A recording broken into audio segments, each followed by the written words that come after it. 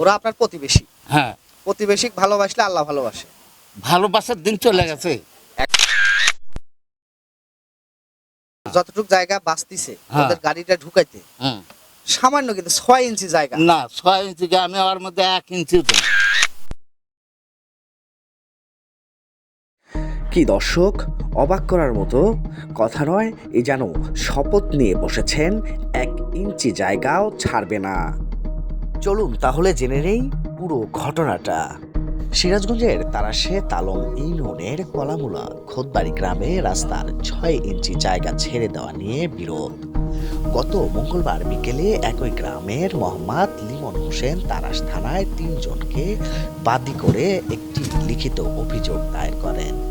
লিখিত অভিযোগ ও এলাকাবাসী সূত্রে জানা যায়, এই রাস্তা নিয়ে মাঝে মাঝেই আফজাল হোসেন ও তার বউ এবং তার ছেলে আল মামুনের সাথে প্রায় মানুষের ঝগড়া লেগে আসে।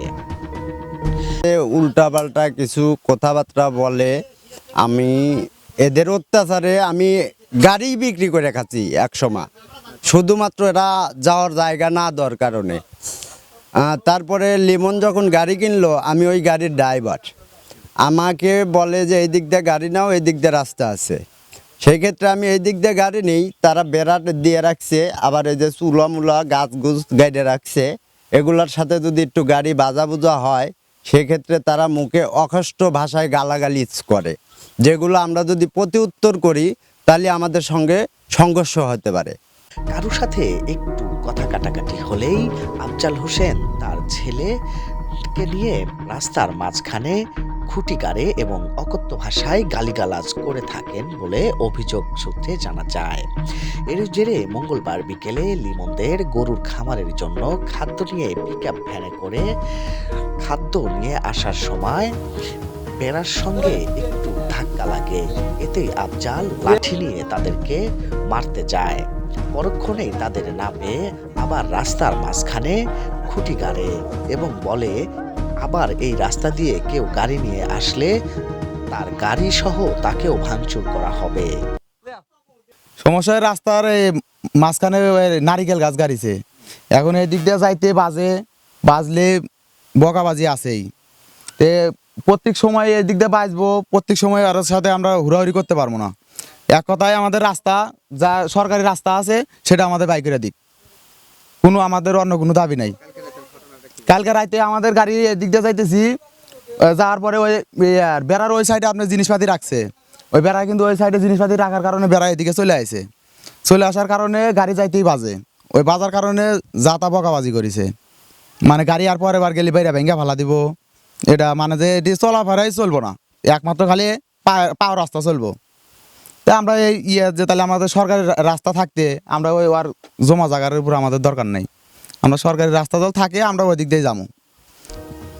এদিকে তো আফজাল হোসেন নাছোড়বান্দা, 1 ইঞ্চি জায়গাও তিনি ছাড়বে না। পরবর্তীতে গ্রামবাসী মিলে জায়গা নির্ধারণ করার ক্ষেত্রে আমিন নিয়ে এসে মাপঝোপ করে। চলুন তাহলে শুনে নেই আমিনের মাপঝোপে কি আসে। আমার নাম মোহাম্মদ জাহাঙ্গীর আলম, আমি সার্ভেয়ারের কাজ করি। তো এখানে এই যে লিমন এই কলামুলা খুদবাড়ি জায়গা পরিমাপ করার জন্য, একটা জমা জায়গা পরিমাপ করার জন্য আসছিলাম। তো তার পাশেই একটা সরকারি হালট ছিল যেখানে এই পাড়ার লোকজন চলাফেরা করে। তো এই পাড়ার ময়মুরব্বী তারা বললো যে বাবা আমাদের এই হালটটা একটু দেখে দাও, তাহলে আমাদের এই দিকে রাস্তা যাতায়াতে একটু সমস্যা হয়। তো তারই প্রেক্ষিতে আমি হালটের একটা মাপ দিয়ে দিছি। এখানে হালট এই রাস্তার পূর্ব পাশে আছে 18 ফিট 11 ইঞ্চি এবং মাঝ বরাবর আছে 30 ফিট। তো মুরব্বীরা বলে এটা দেখে দিলে আমরা এদিক দিয়ে একটু একটা সরকার যখন হচ্ছে কাজ বাজ করবে তখন সরকারি কাজের জন্য আমাদের একটা সুযোগ সুবিধা পাওয়া যাবে, রাস্তা যেন ভালো হয়, যার কারণে এই মাপটা করে আমি রাস্তাটা দেখে দিলাম। মাপঝোপ সব ঠিক রয়েছে, সে নিজেও দখল করে রয়েছে সরকারি হালটের জায়গা, কিন্তু তার থেকে দিবে না 6 ইঞ্চি জায়গা। কথা বলছে না, এখন ওরা করছে ডাবের গাছ চলালে, বল ডাবের গাছ আমার সরকারের খাতের, মনে করো আমার খাতের ভোট বাড়ি, খাতের ভোট সব। এই মোরা মনে করো যে আমি খাত সারি দিছি, এই মোরা সব কিছু করছি, এই মোরা আবার আমারই জায়গার মধ্যে যাচ্ছে।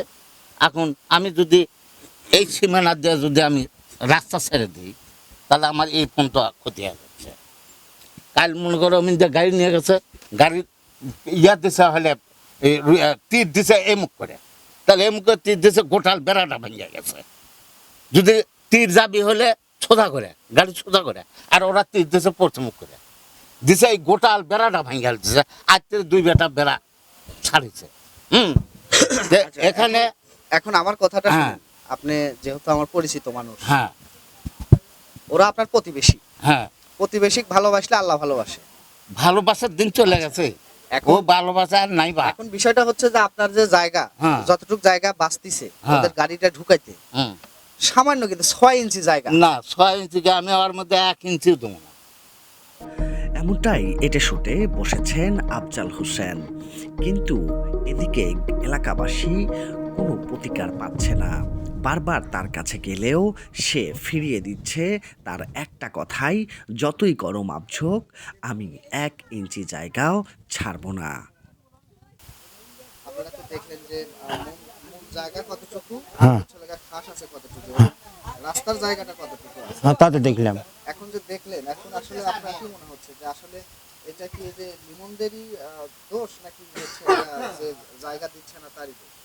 এখন গাড়ি ঘোড়া যেটুক খাস আছে, খাসের মধ্যে গাড়ি চলে যাবি। হ্যাঁ। এই তো আমি যেটা বুঝি, খাস জমিদারদের সামনে গাড়ি যাবি।